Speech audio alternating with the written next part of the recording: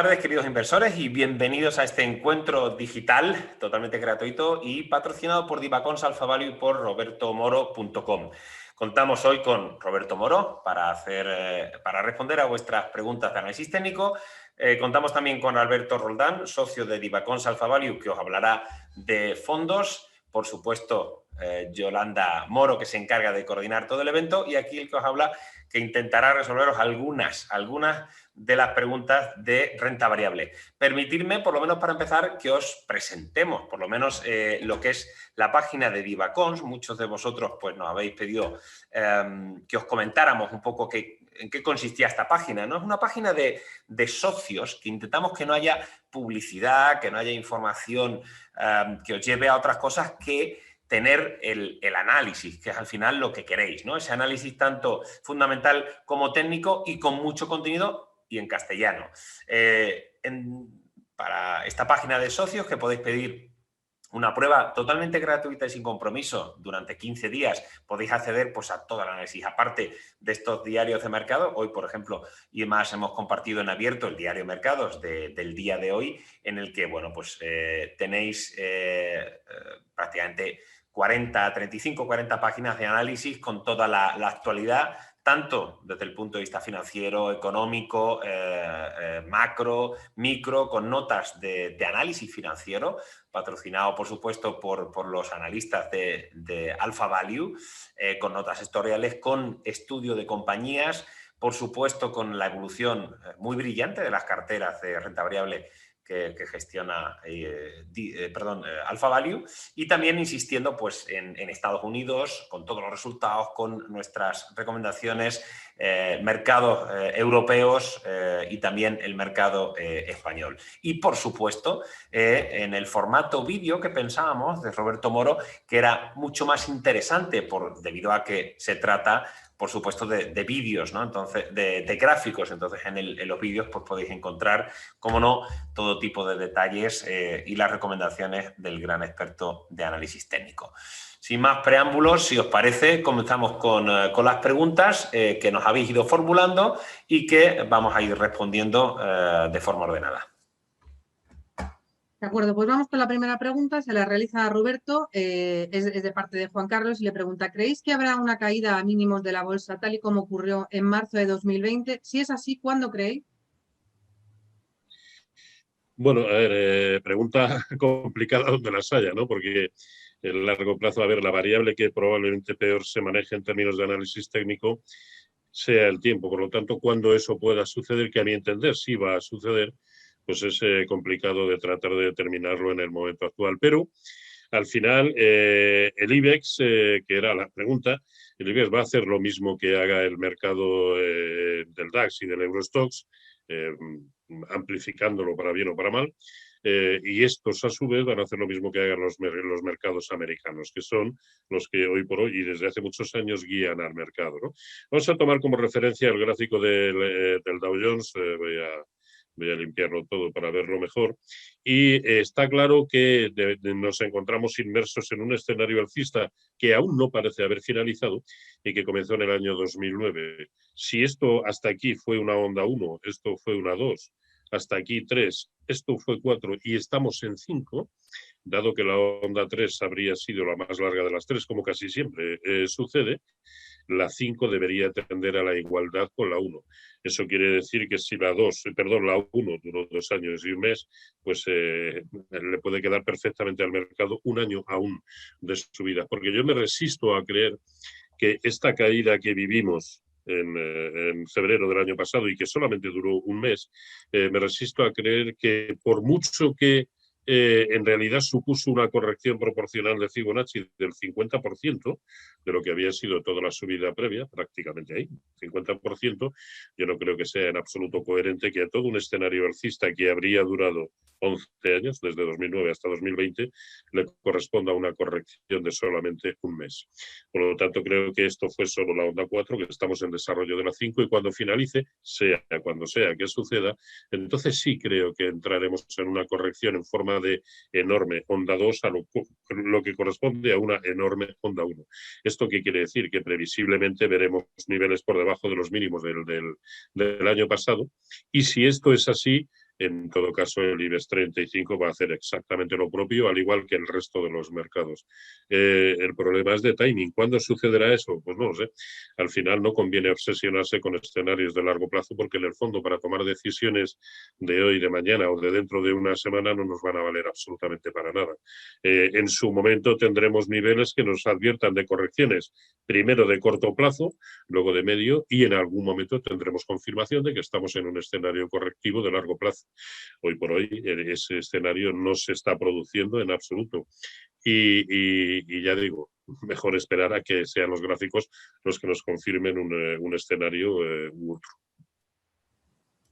De acuerdo, vamos con la segunda pregunta, es para Alberto y la pregunta es de José Baer desde Tenerife. ¿Qué opinión tiene sobre el fondo DWS Invest Gold and Precious Metals Equity? ¿Es buen momento para entrar? Bueno, este es un fondo de una gestora grande, conocida, DWS. Voy a utilizar la herramienta de Morningstar porque es la herramienta universalmente más conocida, que nos proporciona una información más fácil de entender y más comprensible, porque además tenemos la ventaja de contar con el rating de la categoría. Para entender bien este fondo, bueno, lo que hay que entender es que la política de inversión del mismo básicamente invierte en compañías del sector de metales, sobre todo compañías que están dedicadas a la extracción y producción de metales preciosos, que es el 90% de la cartera, y en esencia el oro, que es el core de inversión y la política de inversión que sigue este fondo. Bueno, no es un fondo, digamos, con una temática específica del oro. Lo que hay que ver es la inversión de fundamentales que tiene la compañía y la búsqueda de valor a través de estas posiciones que tiene realmente en estas empresas, ¿no? Para entender un poco la dinámica del mismo, lo que hemos hecho es hacer el look-through de la cartera y entender las posiciones como están repartidas. No es un fondo especialmente concentrado, el 53% del fondo lo ocupan las 10 primeras posiciones. Son compañías grandes en general, con una capitalización media aproximadamente de 15.000, 16.000 millones de dólares, pero lo interesante está en las empresas, ¿no? Y en la apuesta de fundamentales. Por lo tanto, distinguimos muy bien lo que es un fondo dedicado a la inversión en metales preciosos de lo que es un fondo dedicado a compañías que están ligadas a esta producción, pero que buscan más fundamentales de negocio. Mirando un poco las primeras posiciones, vemos empresas grandes, conocidas, como es el caso de Newmont Corporation, que es la principal posición del fondo. Es una empresa grande de 52.000 millones de euros de market cap, una empresa canadiense dedicada a la extracción de oro, cobre, plata y zinc, ¿no? Digamos que el recorrido del que vienen las empresas mineras es, digamos, bueno, dificultades en la extracción, con unas necesidades de CAPEX que se han comido toda la generación de caja, pero desde los últimos años empezamos a ver una recuperación importante en los fundamentales de estas compañías. De hecho, las necesidades de CAPEX han bajado notoriamente y lo que el mercado está esperando ahora mismo es que en estas primeras posiciones del fondo empezamos a ver una generación fuerte de caja, ¿no? Que es la apuesta fundamental del fondo, y lo vemos también en las siguientes posiciones como Franco-Nevada Corp o Sibanye-Stillwater. Es interesante también destacar que en el fondo una apuesta importante no solamente por compañías de E&P, es decir, de exploración y producción, sino que también están en temáticas diferenciadas como puede ser, por ejemplo, la exploración de royalties. Bueno, digamos que el fondo, por dar una característica general, está muy bien ubicado dentro de su sector. La rentabilidad media de los últimos 2 años le ha ubicado en las primeras posiciones de los percentiles de rentabilidad. Lo que es evidente es que también esta gestión de estos fondos está muy ligada a la situación de volatilidad de las materias primas, que no solamente, insisto, es el oro, sino que el resto de materias primas han provocado que esos niveles de volatilidad se trasladen a cierta variabilidad en el liquidativo del fondo, ¿no? Estamos hablando de variabilidades de entre el 38 y el 40% del mismo. Por lo tanto, es una opción interesante para todos aquellos que quieren hacer una apuesta generalista dentro del sector de materias primas, no específicamente apuesta por oro y plata, sino realmente por otro tipo de compañías. Y como siempre, bueno, pues hacemos el hincapié que lo interesante de estos fondos es entender más los fundamentales de las compañías y no tanto del activo subyacente que hay detrás. La siguiente pregunta es para Pablo, es de parte de Juan Carlos. Respecto de la empresa Día Supermercados, se habla de ampliación de capital y quizás OPA de exclusión.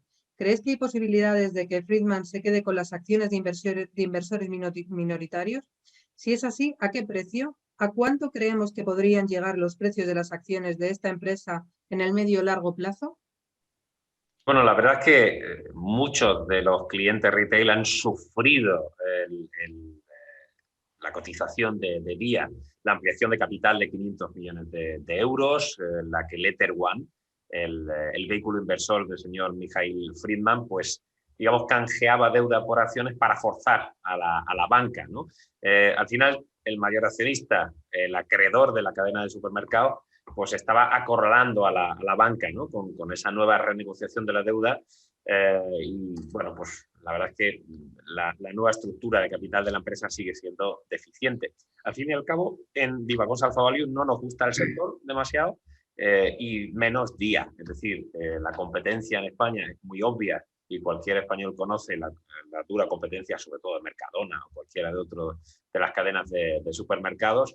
Y muy complicado, y sobre todo cuando pregunta Juan Carlos por qué precio pagará, por qué va a pagar una prima sobre un activo que está en declive y forzando una situación de deuda muy compleja. No hay ningún interés y lo que pasa es que obviamente está metido hasta dentro y la salida es muy complicada para el señor Friedman. Con lo cual, un valor en el que nunca hubiera entrado, en el que no estaría y del que no esperaría, si por ahí va la pregunta, una prima de exclusión importante como para hacer plusvalías o minimizar las pérdidas que seguramente acumule aquí. Un valor para no tener claramente en cartera.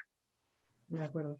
La siguiente pregunta es para Roberto, te la hace Arantxa. ¿Cómo ven de manera técnica los siguientes valores? Coca-Cola, Johnson & Johnson y Lockheed Martin. Pues vamos a ver, Coca-Cola, técnicamente pues muy bien. Lo que pasa es que, a ver, muy bien, sobre todo porque ha sido capaz hace ya tiempo de superar el máximo nivel de corrección proporcional de Fibonacci a lo que fue toda la caída desde febrero del año pasado. Lo cual técnicamente nos invita a pensar que su único objetivo pues, es el origen del movimiento en la zona de $58. Se está topando de momento con la fuerte resistencia que presenta en la zona, en lo que fueron máximos también recientemente, en la zona de 54,50, y ese es el nivel que tiene que sobrepasar. Incluso yo lo fijaría más o lo fiaría más al nivel que ya nos ha dejado aquí en el entorno de 55. Por encima de 55 sí me vuelve a parecer una buena opción, siendo conscientes de que, aun haciéndolo de maravilla, su recorrido potencial por encima de 55 hasta esa tremenda resistencia, estamos hablando aproximadamente de un 4%. Quizá hay otros títulos en el mercado, tanto americano como europeo, con un recorrido potencial superior, caso de que los mercados sigan, como preveo, sigan siendo alcistas, ¿no? Por lo tanto, probablemente poco a ganar en el momento actual. El otro era Johnson & Johnson. Johnson & Johnson. Bueno, está metido ahí en un escenario e incluso parece que haciendo una formación triangular de difícil, no difícil, sino de incierta resolución en este momento, y hasta que no sea capaz de superarlo por arriba o por abajo, me parece que es un título. Si ya tenemos en cartera, pues tampoco veo motivos concretos para abandonarlo, a no ser por coste de oportunidad, por estar perdiendo la oportunidad, pues eso, de estar en otro tipo de títulos.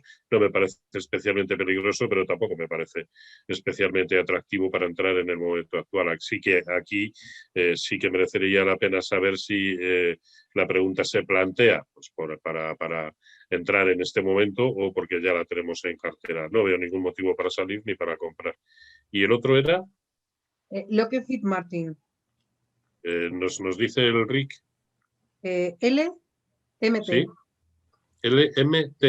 T de Tarragona. Bueno, pues como vemos en el gráfico, no puede en el medio y casi largo plazo, no puede con la zona comprendida entre 400 y 420.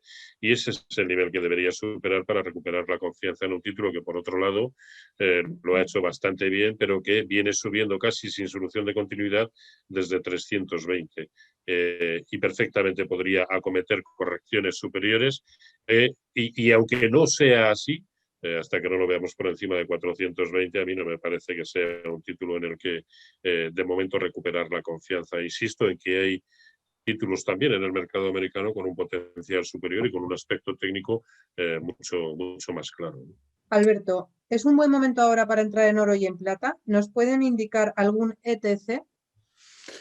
Muy bien. Pues, bueno, básicamente, o sea, el oro y la plata, lo importante que tenemos que tener en consideración de cara a una inversión en este tipo de activos, en este tipo de metales, en este caso preciosos, es, de un lado, que son activos que no tienen rendimiento, obviamente, y son activos que además hay que tener la consideración que el principal efecto que tienen en la cartera es de hacer de cobertura para la posición de cash, es decir, no tienen rendimiento, no pagan dividendos, con lo cual la única posibilidad que tenemos es o de cara a cubrir nuestra posición de Forex, de divisa, o de cara directamente a cubrir una posición especulativa que podamos tener básicamente por niveles de riesgo.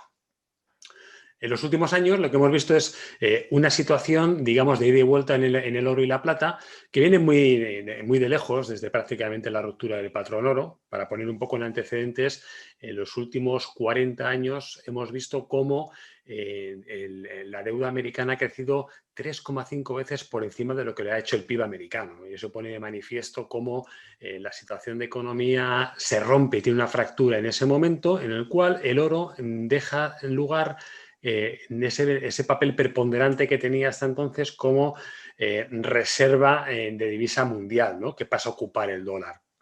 Desde ese momento el dólar ha ido muy ligado a la evolución de la economía americana. Por lo tanto, para tomar posiciones en el oro y la plata tenemos que hacer un análisis macroeconómico de dos cosas, la situación de Estados Unidos y la situación del dólar.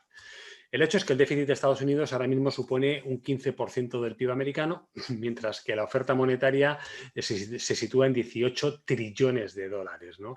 Es decir, nos encontramos en un momento en el que las políticas expansivas en los diferentes gobiernos se están llevando a una devaluación persistente en las monedas, ¿no? Por eso el oro y la plata recobran tanta prensa, ejercen tantos titulares de inversión, porque para mí particularmente creo que ofrecen una oportunidad interesante de cobertura en nuestras carteras. El oro y la plata, insisto, no tienen un carácter especulativo, tienen un carácter al contrario de protección, ¿no? Y como hemos visto durante todo el año pasado, este movimiento fuerte que se produce en el oro tiene lugar como consecuencia ¿de qué? Pues de la expansión monetaria que tiene Estados Unidos, que sufre Estados Unidos, que se hace extensiva al resto del mundo, en todas las economías desarrolladas, que igualmente viene con un efecto más tardío en la plata. Por lo tanto, la recomendación que haríamos es, haciendo un poco el uso de una definición del dólar que a mí personalmente me encanta, es que es la mejor casa en un mal vecindario. ¿Eso qué significa? Que si pensamos que la moneda, el billete verde, va a seguir sufriendo devaluación, ¿como consecuencia de qué? Déficit creciente en Estados Unidos, deuda creciente en Estados Unidos y la amenaza que tienen los tipos de interés ahora mismo con una eventual tapering que puede tener lugar a finales de año. Todo esto da como consecuencia el sentido común que tiene introducir de manera puntual y con un peso relativo pequeño, obviamente, el oro y la plata como protección en las carteras. Por dar respuesta, bueno, yo diría que hay muchas recomendaciones, sobre todo en el oro, ¿no? Que tenemos muchas opciones de inversión, vía a través de ETFs, vía a través de ETCs, incluso de fondos que gestionan las compañías, como mencionamos anteriormente. El ETF que yo recomendaría sería el de Goldman Sachs, que invierte en oro físico. No os preocupéis por los tickers de estas recomendaciones porque se os pasarán posteriormente con su ISIN correspondiente. Y una gestora que a mí me gusta personalmente, que está muy especializada en la gestión de materias primas, que es VanEck, con el ETF de Gold Trust, que tiene una exposición directa al oro. Generalmente las coberturas que se hacen en este tipo de instrumentos de inversión tienen que ver más con swaps de interés, pero en el caso particular de VanEck lo que nos permite es invertir directamente en oro físico con una exposición, digamos, lo más proxy al oro físico, ¿no? Y en plata, donde la oferta de activos es mucho más limitada, yo daría como recomendación el iPath Silver ETN, que tiene una consideración muy similar a la que hacía referencia anteriormente con el oro. Pablo, la siguiente pregunta es para ti, te la formula Santos. ¿Media docena de acciones internacionales value para el largo plazo? Pues lo que vamos a hacer es, más que una docena, le vamos a dar toda la cartera. Tanto la cartera, lo que llamamos el Alpha Value Active Portfolio, que es nuestra cartera modelo, como también la Buy and Hold. Porque intentamos seleccionar 25 valores, no 12, pero 25, que engloban lo que nosotros llamamos el value y el momentum. Es decir, el value que viene de nuestras recomendaciones por fundamentales, por los distintos métodos de suma de partes, de cuento de flujos, etc. Y por un scoring de momentum, para que tengamos recomendaciones que entren o compañías que entren en la cartera modelo, tienen que tener una recomendación de comprar o añadir por fundamentales y un momentum positivo o doble positivo. Y créanme, funciona y funciona muy bien. Y de hecho, los diarios de mercado que tienen ustedes acceso, todos los días actualizamos la cartera y con los performance, que vamos a empezar por lo último. Este año ya llevamos un más 18,5% invirtiendo en renta variable europea. Pues bien, la pregunta, que era mucho más sucinta que mi respuesta, pues eran esos 12 valores. Aquí tiene o tenéis estos 25 valores que ahora configuran la cartera, pero obviamente como una buena cartera se está moviendo en función de los acontecimientos, tanto por valoración como por momentum. Algunos valores están desde hace mucho tiempo, ¿no? Prácticamente aquí llevamos un año con ASML con un retorno absoluto del 103%, o algunas otras compañías con 48%, como Holmen, y lo tenemos desde el 11 de mayo. Hay otras compañías que han entrado más recientemente, ¿no? Pero esta cartera tiene una rotación pues, más o menos cada semana, 15 días, alguna entrada, alguna salida, y con un performance muy positivo.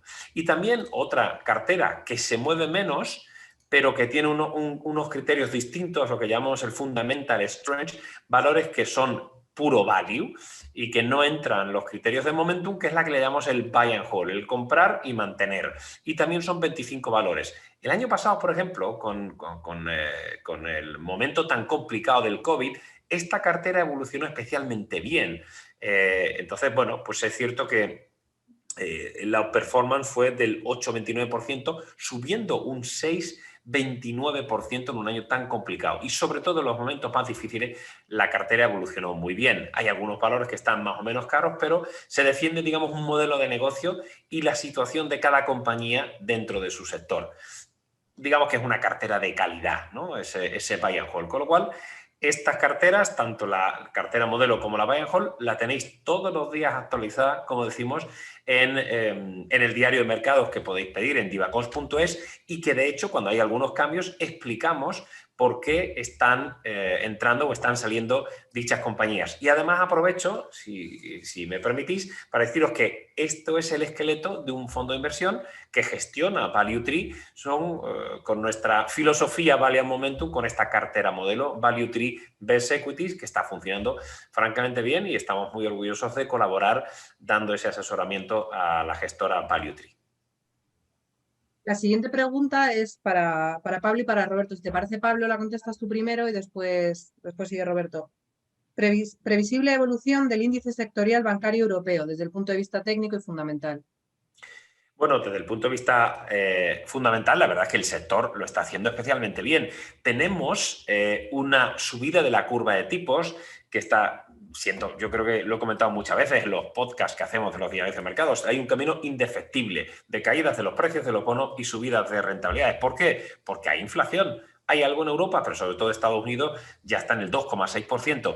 Y la subida de tipos largos está de camino para la posterior subida de tipos de los Fed Fund, que llegará, según comentan o según está ya en el consenso, en diciembre del 2022, pero posiblemente incluso la tengamos algo antes, ¿no? Esto ayuda a los net interest income, a los márgenes de intermediación, pero bueno, estamos viendo un sector bancario como en el caso español, en el que se está haciendo una criba muy importante para buscar ese ahorro de costes, el reducir plantillas, reducir oficinas, etcétera. Es decir, buscamos la eficiencia en un momento en el que las fintech están haciendo bastante pupa. Pero no olvidemos, el sector bancario es un sector eminentemente cíclico, y si yo las carteras que gestiono estoy posicionando en deep cyclical, es decir, metales y minas, estamos manteniendo todavía tecnología y estamos comprando sector financiero, ya sea en aseguradora o el sector bancario, que ha sido muy penalizado, enormemente penalizado. Nuestra cobertura en Europa es de 38 valores después de que Bankia y CaixaBank se fusionaran y bajábamos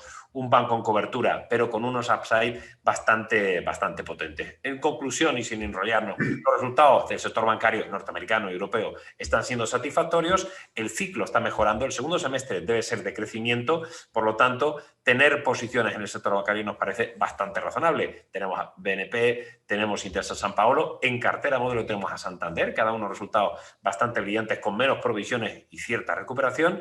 Por lo tanto, bueno, pues sí pensamos que hay que seguir posicionados en el sector bancario. Recientemente para las carteras estuve tomando, por un movimiento algo más táctico, Unicrédito, que se había quedado bastante retrasada respecto al resto. Pero la respuesta es sí, tenemos bancos en cartera y pensamos que de aquí a final de año van a seguir haciendo. Vamos a ver, además es que ahora precisamente, y contemplando lo que es el medio plazo, está un poco donde la matan. Este que tienen en pantalla es el gráfico del índice sectorial bancario europeo y hoy por fin ha sido capaz de cerrar por encima de lo que hasta ahora había resultado ser una resistencia tremenda en 91, en 91 prácticamente, ¿no? Si mañana, viernes, se produce también un nuevo precio de cierre por encima de esos 91, por lo tanto, en precio de cierre semanal, yo creo que significará el pistoletazo de salida en el momento actual, para aquellos que aún no tengan posiciones, para tomarlas en un sector bancario que sin duda va a seguir moviéndose, como muy bien apuntaba Pablo, en función de cómo lo haga el bono, sobre todo en Europa, del bono europeo, y es que aquí lo tenemos. Hoy un nuevo mínimo, es decir, la secuencia del bono europeo sigue siendo muy bajista. En la medida en que esto continúe siendo así, y técnicamente ahora mismo no tiene ningún otro objetivo que no sea el origen de todo el movimiento de finales de febrero, con lo cual le queda margen de caída, esto va a seguir ayudando a que el índice sectorial bancario europeo, y como consecuencia precisamente de las subidas de las tires de los bonos, continúe para arriba. Pero es que además pensemos que en la medida en que todos los índices, a excepción del IBEX, claro, que es autista, ¿no? Pero el resto de índices europeos están aquí o lo acaban de superar, los máximos de febrero del año pasado. Sin embargo, el índice sectorial bancario europeo, en cuanto confirme por encima del nivel que acabo de mencionar, tiene un potencial mínimo de un 10-11%, que es lo que le separa de sus máximos de febrero. Y esto, evidentemente, va a ayudar a que el IBEX haga lo propio. ¿Por qué? Pues porque es el índice que tiene una mayor ponderación del sector bancario, ¿no? En cuanto a lo que son títulos en particular, pues a ver, yo creo que en el momento actual solo deberíamos confiar en Sabadell solo por encima de 0,50, o sea, 0,50 euros. Bankinter solo por encima de 6,10. BBVA es el que se encuentra más lejano, puesto que su nivel de referencia lo tiene en 4,90. CaixaBank por encima de 2,70. Y el que ya está dando señales de bondad es el Santander, al igual que las están dando Deutsche Bank, Crédit Agricole, y el que a mí me parece tiene un mejor aspecto técnico en el momento actual, Société Générale. Pero, y con esto concluyo, muy atentos a lo que suceda mañana en precios de cierre, y por lo tanto cierre semanal, con el índice sectorial bancario europeo. Si vuelve a cerrar por encima de 91 o 92, yo creo que sí, que a corto plazo es probablemente el que más va a subir en el conjunto de Europa. Solo apostillar una cosa. Precisamente por lo que ha comentado Roberto, una de las posiciones que yo tomaba en cartera hace prácticamente un mes ha sido un corto del Bund. Es un corto apalancado, que es este Lyxor, el RIC de Bloomberg es DSB espacio CP, que si vemos en el corto plazo el movimiento es bastante claro, es decir, la subida, es decir, en este caso lo que hacemos es jugar a la caída del precio del bono, subida de la rentabilidad, y ahí tenemos marcando máximos en 27,86. Si vamos a un gráfico mucho más a largo plazo, vemos que obviamente el comportamiento de este ETF ha sido muy negativo porque los bonos tenían una rentabilidad muy baja, los precios estaban en máximo, y lo que he hecho es tomar esta posición en renta fija invertida, es decir, pensando que la curva de tipo va a seguir cogiendo pendiente, pero para 2-3 años. Estoy convencido que esto se nos irá por arriba de 40. Y estamos comprando, yo creo que compré en torno a 25 por aquí, por esta zona, hace cuestión de un mes, y estoy convencido que va a ser la mejor opción que vamos a tener para comprar en renta fija, que es precisamente quedarnos cortos, apalancados del... Alberto, la siguiente pregunta te dicen, ¿nos podrían decir alguna ETC o ETF para agricultura en general o en particular trigo, maíz, soja, etcétera? Bueno, lo que hay que tener en consideración, primeramente, es el efecto inmediato del que venimos en los precios de las materias primas, sobre todo las materias primas agrícolas, ¿no? Porque empieza a levantar ya algunos titulares importantes en la prensa económica y tiene un sentido muy claro, ¿no? En los últimos años venimos de una fase de precios de agricultura muy deprimidos por muchos factores, ¿no? Entre ellos tiene que ver, pues, con una muy baja producción, la caída de la productividad, incremento en los costes salariales y de producción. En definitiva, se empieza a cerrar lo que parece que ha sido un ciclo, que es esta parte larga de estancamiento en el precio de las materias primas, que luego posteriormente han empezado a tener un cierto repunte, ¿vale? Y la pendiente ha ganado mucha situación aquí. Y estamos viendo además mucho incremento en materias primas que son sensibles por el efecto que tiene la inflación, ¿no? Recientemente, esta misma semana, hemos tenido máximos históricos en el precio del trigo, en el precio del maíz, el precio del café subiendo con mucha fuerza. En definitiva, evidentemente, la tendencia que parece abrirse ahora es de un posible superciclo en las materias primas y es lo que está impulsando un poco el precio y de ahí seguramente venga el interés de nuestra pregunta, ¿no? Saber si es momento para apostar por este tipo de activo. Lamentablemente, la inversión directa en las materias primas es difícil y complicada, primero por la accesibilidad de productos aptos para invertir y en segundo lugar porque, bueno, es un activo que conlleva unos riesgos importantes. En referencia a lo primero, que es lo que nos interesa entender si podemos invertir en esta tendencia, lo que nos preguntan es si le podemos dar algún ETF o ETC. Primero, señalar que la diferencia entre un ETF y un ETC es la exposición directa al activo, mientras que el ETF es un fondo cotizado que ofrece posiciones diversificadas en activos o compañías, ¿no? Dicho esto, las opciones son muy limitadas. Yo le podría remitir a WisdomTree, que es uno de los agentes emisores de ETCs más importantes, pero al final lo que estamos haciendo es comprar de nuevo, igual que vimos al principio del encuentro digital, swaps sobre activos que nada tienen que ver con el subyacente, que en este caso son precios de materias primas, ¿no? La recomendación que yo le daría sería, bueno, buscar la inversión en otro tipo de activos que pueden ser fondos de inversión, ¿no? En este caso, por ejemplo, por dar una cifra o dar una muestra, diría el Panda Agricultura y Agua, que es un fondo nacional gestionado por GESIURIS, es uno de los fondos más interesantes que encontramos en el panorama europeo en euros, ¿vale? Es un fondo muy diversificado que permite invertir en todo el espectro de la agricultura, desde lo que es la producción a todas las fases de elaboración de producto hasta el producto final. Creo que es un fondo mucho más diversificado, mucho más interesante que invertir a través de ETFs, donde, insisto, los riesgos son importantes, a pesar de que, como decía al principio, podemos estar entrando en un superciclo de crecimiento de precio de las materias primas, pero bueno, yo creo que lo más interesante para tomar una posición de riesgo en la cartera muy limitada y más controlada es diversificar esta opción a través de un fondo donde vamos a encontrar un equilibrio rentabilidad-riesgo mucho más interesante y mucho más equilibrado.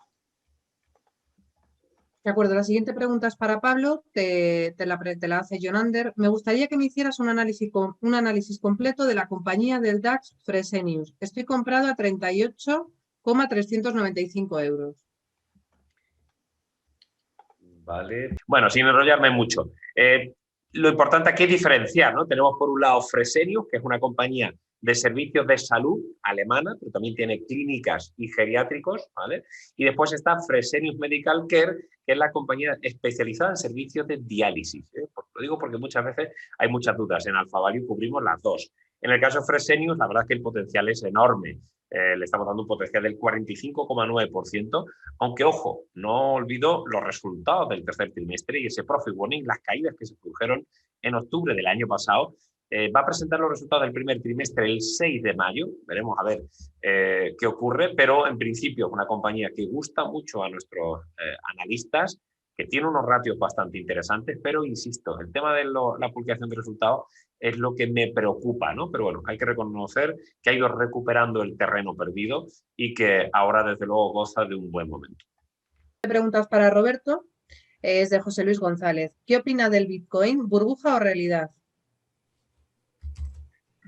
Bueno, yo creo que que ya a estos niveles cabe hablar de una realidad, ¿no? Yo creo que quizá,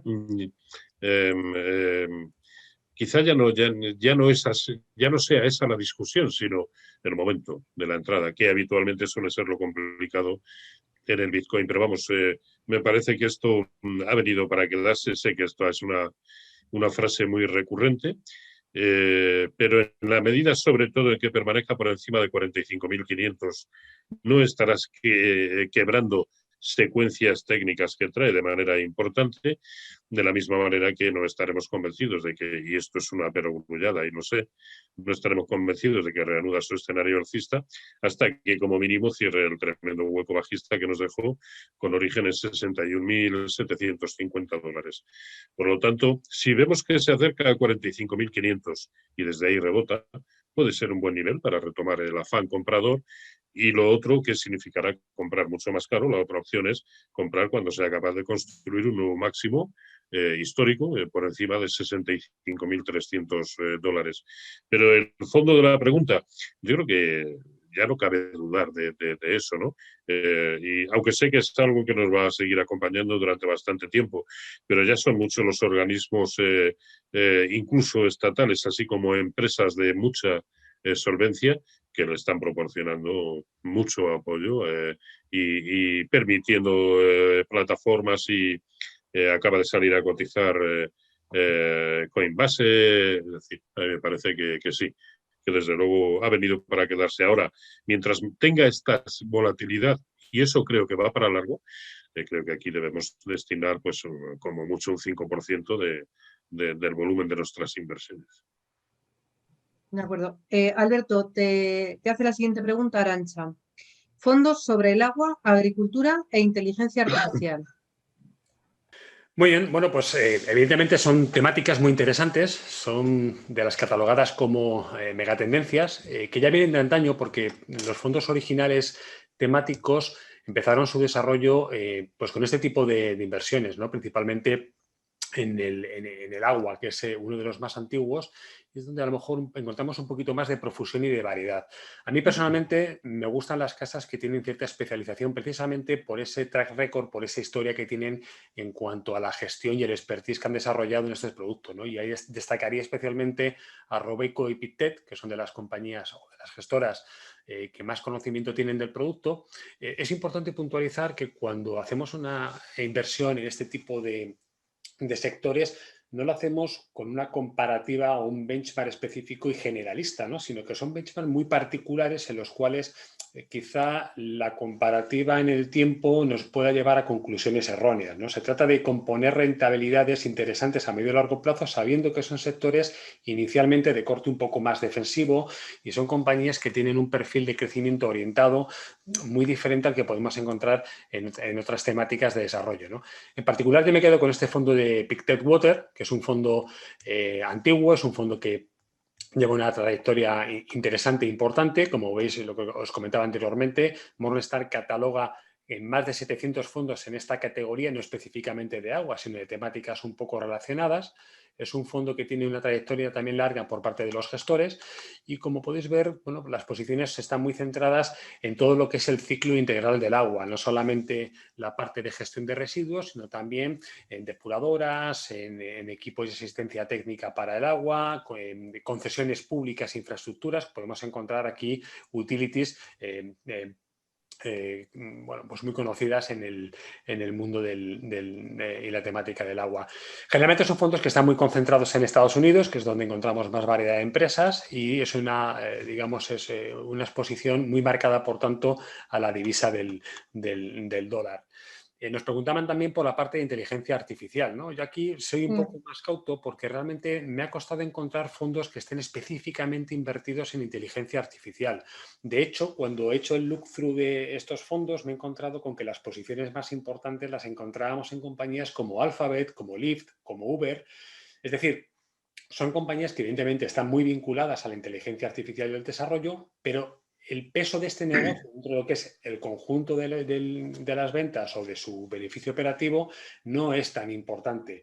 Evidentemente es un factor de desarrollo, es un fondo de apuesta a muy largo plazo, pero con un componente de crecimiento importante y de desarrollo. Y no hay, digamos, una profusión muy extensa o una gama muy amplia de inteligencia artificial. Cuesta mucho encontrar fondos específicos. Quizá el único que puede dedicarse un poco más a esta temática es el fondo de ODO, de Artificial Intelligence. Como vemos en los últimos años, el desarrollo no se corresponde con la imagen que podemos tener, y ahí hago una nueva salvedad, dado que las empresas que podemos tener en mente pues tienen un comportamiento notoriamente superior. Incluso si lo vemos en relación al sector de tecnología, no ha seguido un comportamiento tan parecido ni siquiera en el rebote y mucho menos en los históricos, que no son muy extensos, ¿no? Por lo tanto, yo me quedaría con que en estas temáticas de megatendencias tengamos claro, evidentemente, que estamos haciendo una composición o una partición de estrategias muy diferenciada, y que muchas veces la dificultad para poder encontrar una gestora especialmente dedicada a este tipo de segmentos es la dificultad con la que nos vamos a encontrar. De acuerdo, pues ahora le toca a Pablo. La pregunta es de Ernesto, de Alicante y Fortuny. ¿Qué opina sobre la subida de los cíclicos? ¿Queda todavía recorrido? ¿Qué opina de Arcelor? Bueno, pues pensamos que sí, que todavía queda recorrido. Llevan en torno al 20% el stock 600 de Metal and Mining. Aquí en pantalla podemos ver la ficha principal de ArcelorMittal, pero cubrimos un montón de compañías del sector, entre las que a mí me gustan. Llevo mucho tiempo en Glencore, llevo mucho tiempo en ArcelorMittal y recientemente tomé posiciones en Río Tinto, que se había quedado algo más retrasada. El potencial que ahora nuestros analistas otorgan a ArcelorMittal es algo menor, del 6-19%, porque estamos esperando los resultados del 6 de mayo, si tenemos que hacer algún upgrade. Pero bueno, la verdad es que el performance, los gráficos son envidiables por esa mega tendencia que hemos estado comentando, y que también Alberto hacía referencia al tema de las materias primas, que eso nos va a generar inflación, y todo esto nos llevará a esas ideas que hemos ido dando también sobre el tema de los tipos largos. Pero en definitiva sí, de momento la solidez es muy potente, seguramente incluso desde el punto de vista técnico. También Roberto puede decirnos la fuerza que tienen el sector y lo potente que están por cualquier gráfico de velas y de volumen. Así que de momento sí, a pesar de que por fundamentales empezamos a tener un menor upside, pero de momento en las carteras la evolución estamos en torno a más 60, más 70% las posiciones primeras que tomamos. De momento hay bastante colchón y el ciclo, el segundo semestre, promete ser de clara recuperación. Roberto, te pregunta José Carlos, grandes tecnológicas en USA, aspecto técnico. A ver, también depende mucho de cuál sea la que estemos viendo en cada momento, ¿no? Pero sobre todo aquellas de las que estamos pendientes todo el mundo, yo desde luego, mucho más en una jornada como la de hoy, pues destacaría, por ejemplo, a Alphabet. Ahí lo tenemos. Eso es un nuevo máximo histórico en la jornada de hoy. Poco se puede decir de esto. Es más, los resultados avalan la posibilidad de que pueda continuar subiendo, ¿no? Hoy también tenemos los resultados, hemos tenido los resultados de Apple, que además en preapertura, y dado que los beneficios han sido un 110% superiores a los anteriores, pues en After Hours venía subiendo un 2,5%, se ha girado y ha sido el gran detonante, a mi entender, para que los mercados americanos también se giraran después de que el Nasdaq 100 estaba subiendo prácticamente un 1,2%. Y ahí lo tenemos un poco a medio camino, concretamente Apple, a medio camino entre lo que es su máximo histórico en la zona de 144,35 y también, pues ya digo, casi equidistante de lo que ya ha demostrado ser un importante soporte en la zona de 116, con lo cual el momento actual tampoco invita a tomar posiciones, dado que, ya digo, se encuentra a medio camino de niveles importantes. Otro que ha publicado hoy y que desde luego es el que mejor probablemente a corto plazo se está comportando, ha tenido unos beneficios un 94% arriba, Facebook. Hoy está subiendo un 7,5%, y es que poco se puede decir de un título que tiene este comportamiento. Que aquí lo que nos va a dar es vértigo, pues sin ninguna duda, pero que ese gráfico invita desde luego a pensar que esto tiene muchas posibilidades de seguir siendo alcista, pues sí. Aquí el gran problema para muchos de estos títulos, como puede ser también el caso de Amazon, vamos a verlo, aquí, Amazon, que hoy solamente está subiendo un 0,5%, pero que fíjense, está prácticamente de nuevo en sus máximos históricos, como corresponde a lo que está haciendo el propio índice. El Nasdaq 100, ahí lo tenemos. Hoy, en máximos intradiarios, ha tocado sus máximos históricos. Estamos en resistencias, no lo olvidemos. Tanto el Dow Jones como el S&P 500 como el Nasdaq 100, por mucho que ahora casi caemos en la tentación de pensar que todo sigue siendo una maravilla y que, es más, pinta bien, es verdad, pero en resistencias no se compra. Por lo tanto, si las preguntas las plantea para comprar en el momento actual, pues yo creo que solamente en aquellos, como es el caso de Facebook, que nos están dejando una clarísima muestra de bondad. En el resto, yo creo que merece la pena comprobar que efectivamente los índices son capaces de romper por encima de sus anteriores máximos y de construir un nuevo tramo alcista. Mientras tanto, vamos a reprimir un poco las ganas de comprar, que este chiringuito abre todos los días, no tengamos problema. Alberto, la siguiente pregunta te la formula Carmen desde Valladolid. ¿Cuál sería el mejor fondo de inversión de renta variable europea? Bueno, la verdad es que en ese sentido a mí me gustaría destacar pues, uno de los fondos donde, como comentaba anteriormente Pablo, estamos plasmando la filosofía de Alfa Value, es decir, análisis de fundamentales, análisis puro de fundamentales y de, digamos, con plena convicción en compañías que realmente tienen una estrategia de permanencia en la cartera con unos criterios con los que, bueno, pues nos encontramos cómodos y macheamos perfectamente esa filosofía de encontrar las mejores compañías y las mejores opciones dentro del universo de equity europeo, ¿no? Y haría referencia al fondo de Value Tree, que sigue nuestra cartera modelo, que, bueno, la verdad es que el performance que está teniendo en los últimos meses y años es excepcionalmente bueno y se demuestra el hecho de que no hace falta tener una cartera demasiado extensa y diversificada. Os recordamos que este es un fondo que sigue una filosofía de inversión equiponderada en 25 títulos con una serie de criterios que podéis encontrar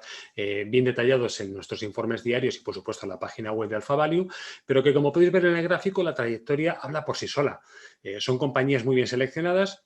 Son compañías que siguen ese estilo de inversión de fundamentales de Alfa Value y que nos están dejando un performance realmente bueno y destacable, ¿no? Y es una manera de poder estar invertido en renta variable sin criterios arbitrarios del gestor por una posición u otra. Evitamos sesgos a la hora de asignar los pesos en las acciones.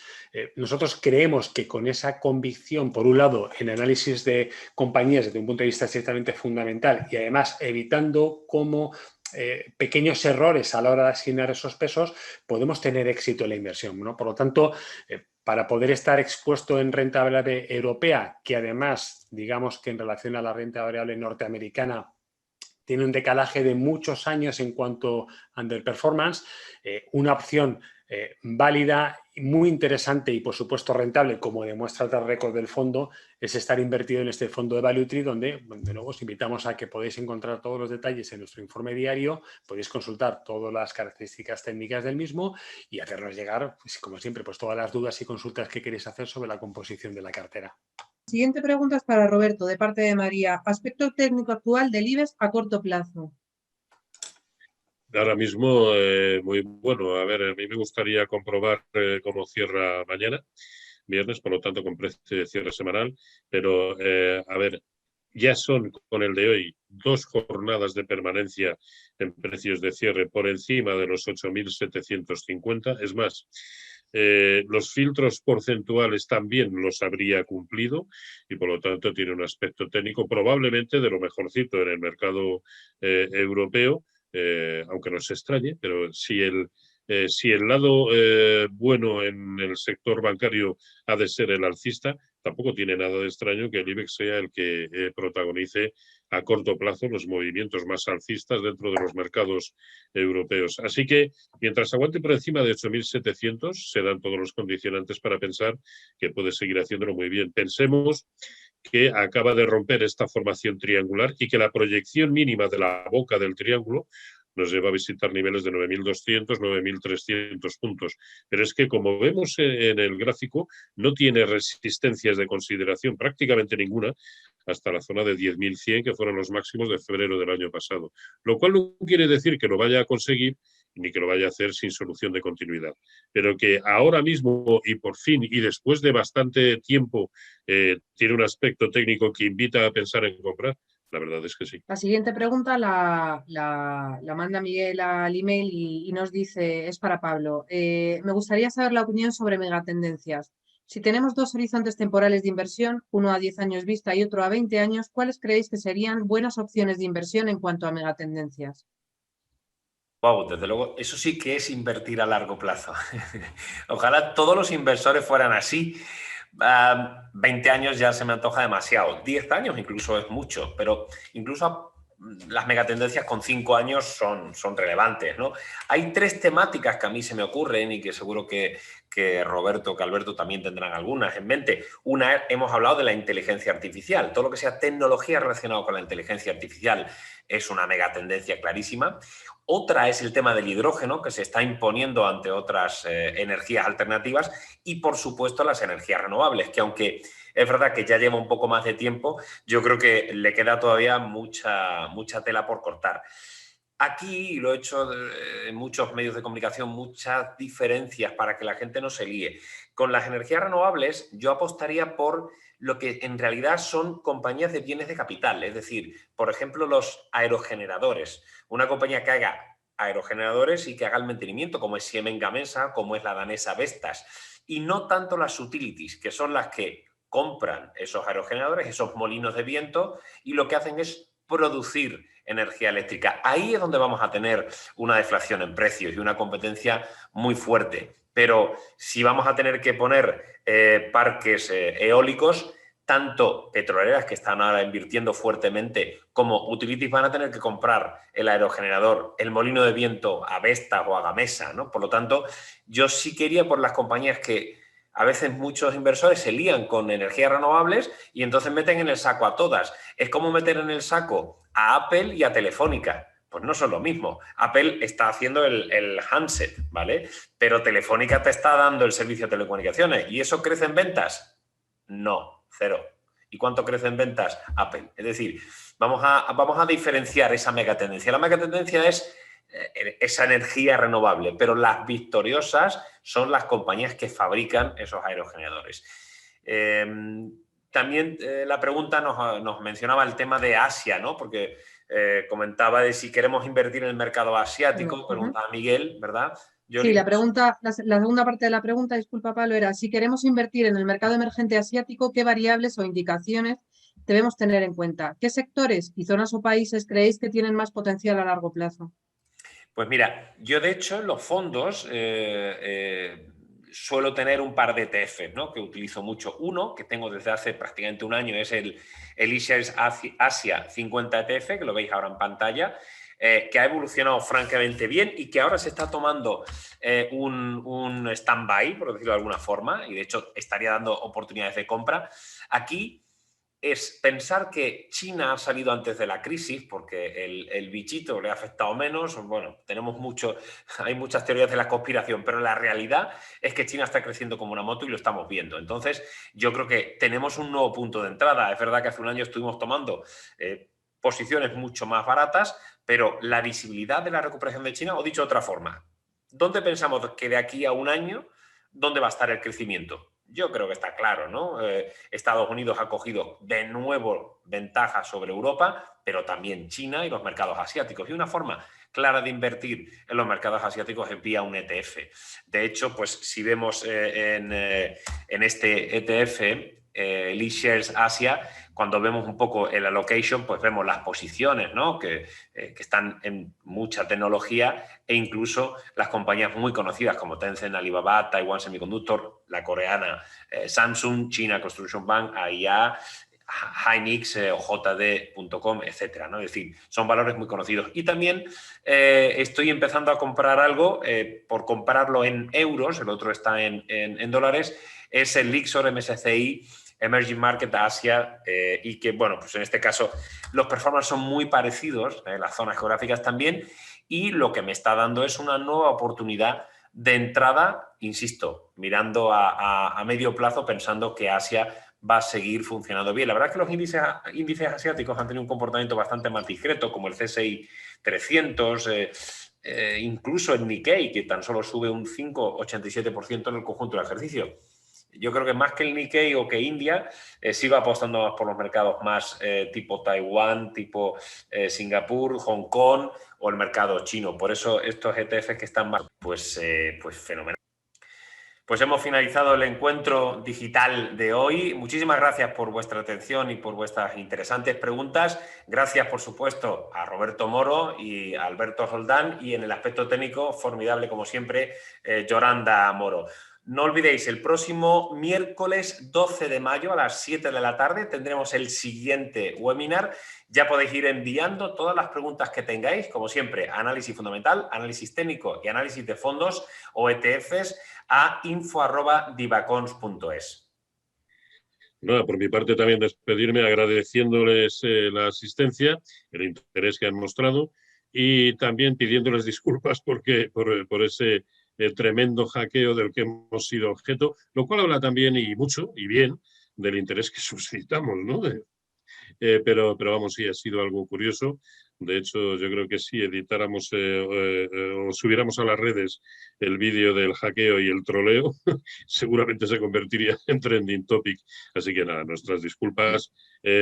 Prometemos para el próximo encuentro del miércoles día 12 evitar que vuelva a suceder algo similar. Y nada más, muchas gracias. Muchas gracias a todos por la participación. Recordaros, el mejor análisis independiente en bolsa, técnico y fondos de inversión lo tenéis con nosotros. No podéis abandonarnos, seguir por favor en los próximos eventos. Os prometemos que vamos a hacerlo mejor cada vez y esperamos solucionar y contribuir con nuestro pequeñito grano de arena a incrementar la cultura financiera y que vuestras inversiones crezcan. Muchas gracias.